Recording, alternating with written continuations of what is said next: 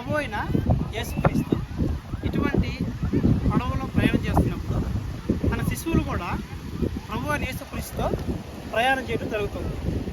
అప్పుడు ప్రయాణం చేస్తున్నటువంటి సమయంలో ఒకసారి బలమైనటువంటి వీచు గాలులతో ఆ పడవ అటు ఇటు కొట్టబడుతున్నప్పుడు ప్రభు అయిన యేసుక్రీస్తు నిమ్మలముగా విశ్రాంతి తీసుకోవడం జరుగుతుంది. ఎందుకంటే యేసయ్యకి తెలుసు, ఎంత సముద్రం ఎగిసిపడినా సరే నేను శాసిస్తే కనుక సముద్రము ఆగిపోతుంది అని, సముద్రము నిమ్మలమవుతుంది అని. కానీ ఎందుకో విశ్వాసం లేనటువంటి శిష్యులు బహుగా భయపడ్డారు. అంతేకాదు యేసయ్య మీద కోపడ్డారు. ఏమన్నారు తెలుసా?